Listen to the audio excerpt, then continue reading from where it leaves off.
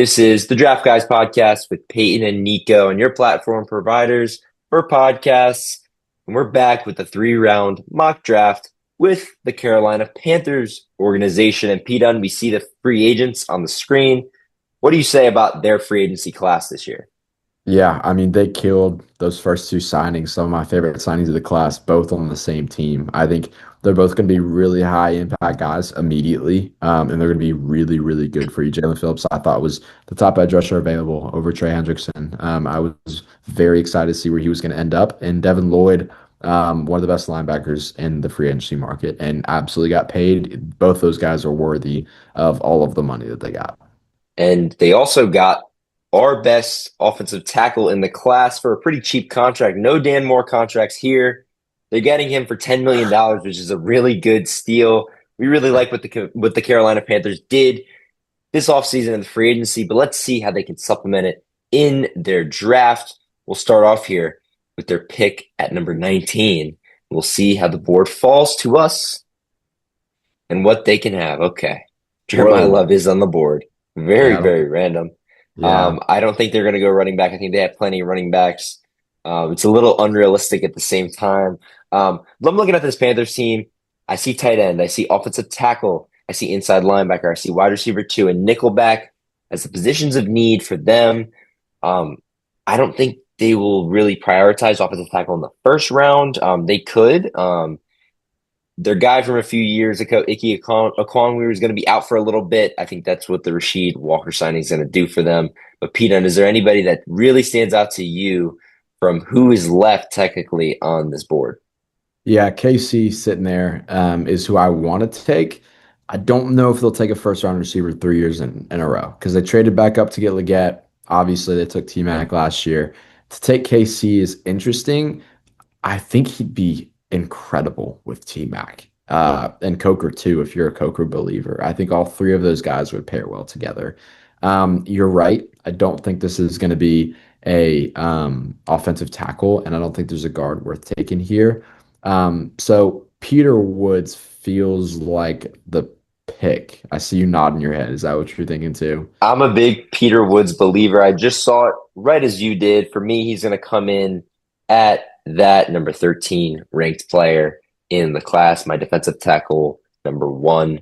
So I think it's Peter Woods. I think you got to go one of the best players available, and that defensive line can only be upgraded with him. They run a 3-4, so it's a little bit different. He can fit into a bunch of different positions, all 3 positions, if you will, on that line.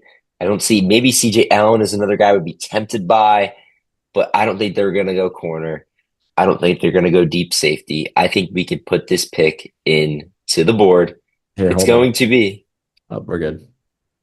Peter Woods going to the Panthers here, and we'll move on to the next pick for this Panthers team as they look to solidify their NFL team and organization.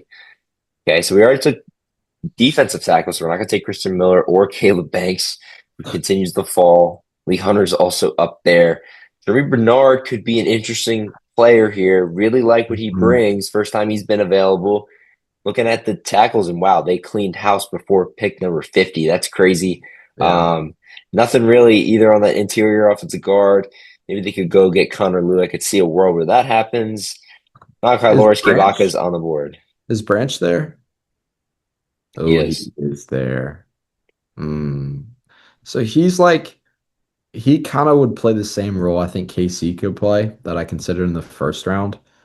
He's an awesome complement to the other receivers they have in that room, even if Leggett does pan out. Leggett, T-Mac, Coker, he complements all of them really well.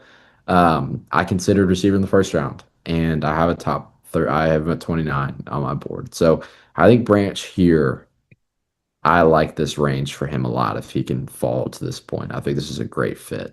Do Yeah, you yeah. Do you think I that? do. I do think so. I think it would be him or Jeremy Bernard, but I think that you're weighing the options, and I think that you have a lot of good route runners already kind of in that Panthers team. So let's go Zachariah Branch here. Switch it up.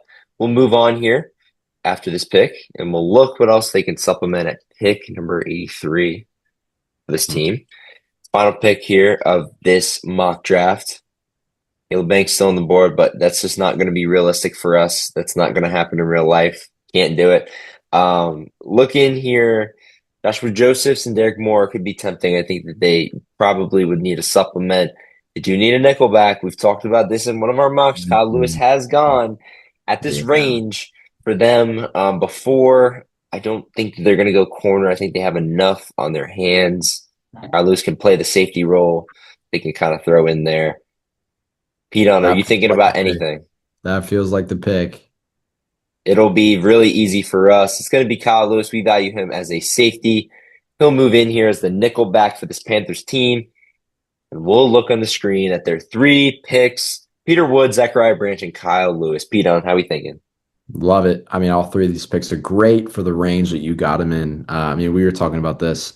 I think you got, I know you're higher on Peter Woods than I am, but all three of these players you get at a value, and they're all pretty important positions. You might think Kyle Lewis in the slot. That's a really important position in today's NFL. That is not, your prototypical like, oh, he's a linebacker, he's not that important. Like the slot, big nickel is absolutely an important position. So getting that as good of a player as he is, both of you and me think he's the best nickel in the class. So getting that 83 slam dunk, I think Branch fits in really well, and Peter Woods automatically becomes, one of your best defensive players on the defensive line. Shout out Panthers fans out there watching the podcast, the YouTube. We thank you guys so much for tuning in.